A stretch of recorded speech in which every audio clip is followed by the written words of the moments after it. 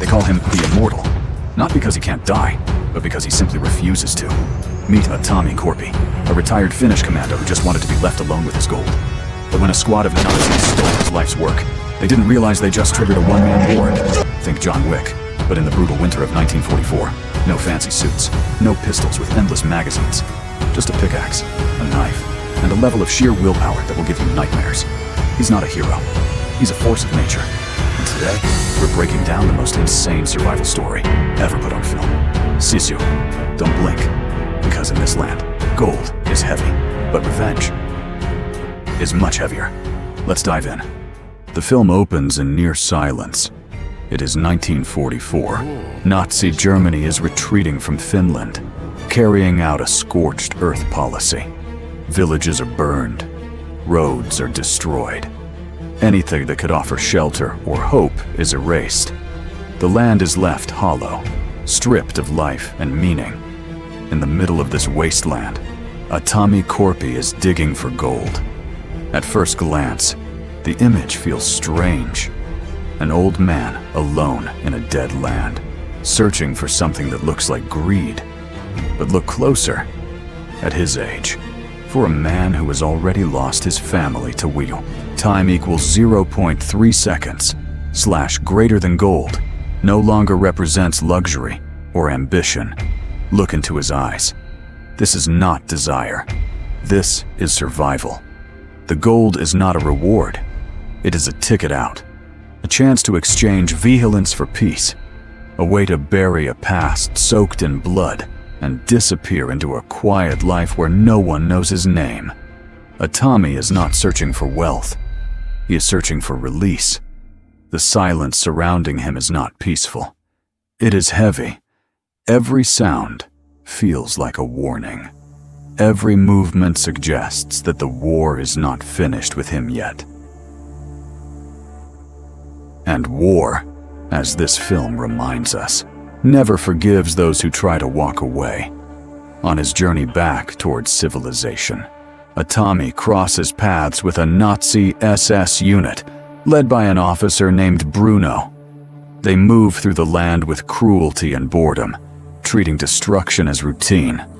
When they see Aatami, they laugh. To them, he is harmless. Just an old man wandering through a place that has already been claimed by death. They search him. They take his gold. They treat his life as something disposable. What they do not realize is that the man standing in front of them is not a minor. He is not a victim. The soldiers believe they are in control. They think the danger is behind them. They think the war has already decided who lives and who dies. What they do not know is that the man they have just humiliated is a ghost from an older war. A survivor of something far worse than them. Not a civilian, not a victim, but a force that does not retreat. The turning point comes the moment one of the soldiers points a gun at Aatami's dog. In that instant, the tone of the film changes completely. The dog and the bag of gold are the last threads connecting Aatami to his humanity. They are the only things that suggest he still belongs to the world of the living. Touching either of them is enough to awaken what lies beneath. The violence that follows is fast and brutal.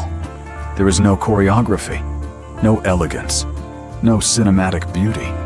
A knife goes through a skull. A gun is torn from shaking hands. One clean shot ends a life. Aatami does not shout. He does not hesitate. He does not celebrate. He kills to clear a path. Director Jalmari Helander makes a deliberate choice here. He removes heroic music and replaces it with silence and impact. The sound of bone breaking cuts through the scene.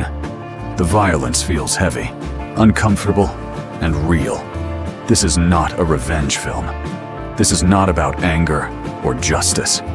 This is survival stripped down to its most primitive form.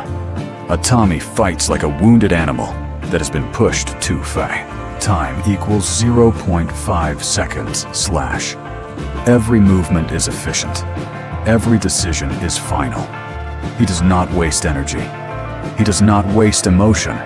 From this moment on, the film makes one thing very clear. The war did not create this man. The war merely woke him up. At this point, the comparison becomes unavoidable. Is Aatami Korpi another version of John Wick? On the surface, the similarities are clear. Both men are legends who tried to retire. Both are forced back into violence after something deeply personal is taken from them. Both possess terrifying skill, enough to make enemies panic the moment their names are spoken. John Wick loses his dog, a symbol of love and memory.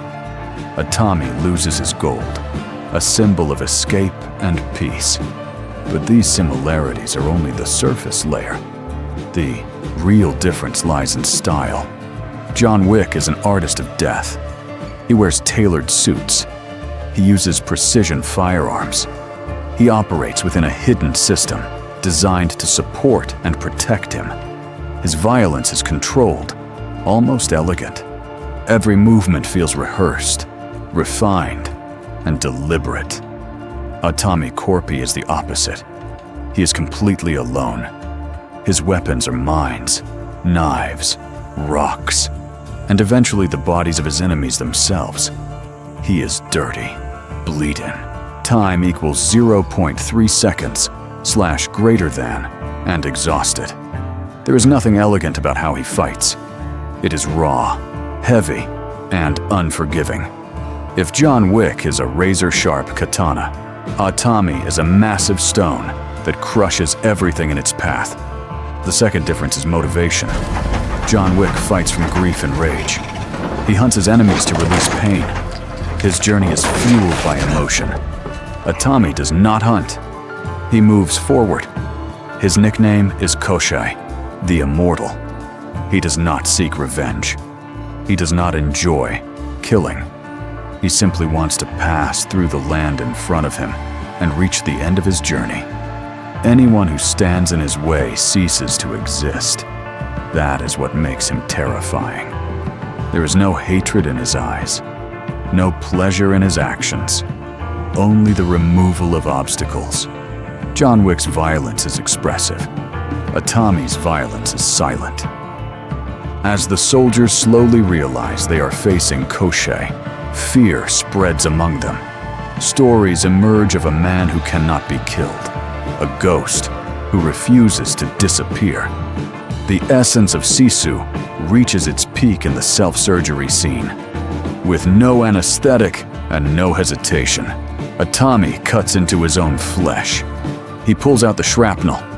He burns the wound shut with fire. His face tightens, but he does not scream. This is not bravery. This is endurance beyond human limits. The film delivers a clear message. This body can bleed. Time equals 0.5 seconds / but the will inside it cannot be broken. Toward the end, Sisu embraces moments that many viewers call unrealistic. Breathing underwater through a dead man's throat. Clinging to a moving plane with a pickaxe. If you are searching for realistic physics, you are watching the wrong film. Sisu is not asking how Aatami survives. It is asking why he refuses to die. By this point, Aatami is no longer just a man. He has become a myth, a force of nature, the embodiment of a nation's refusal to surrender. Logic longer matters, only will. The final scene returns to silence. An old, filthy man walks into a pristine bank in Helsinki. The contrast is striking. Clean walls, calm faces, a world untouched by what he has endured. He drops the gold onto the counter, a fortune earned through unimaginable suffering. His only line is simple. Exchange it into large bills. They're lighter to carry. There is no pride in his voice, no desire for recognition, no explanation. He takes what is his and leaves. Sisu does not end with a final battle. It ends with dignity. It reminds us that even in the darkest wars, even against impossible odds, refusing to fall can be the greatest victory of all. So now the question is yours. Would you choose the elegance of John Wick or the unyielding endurance of Aatami?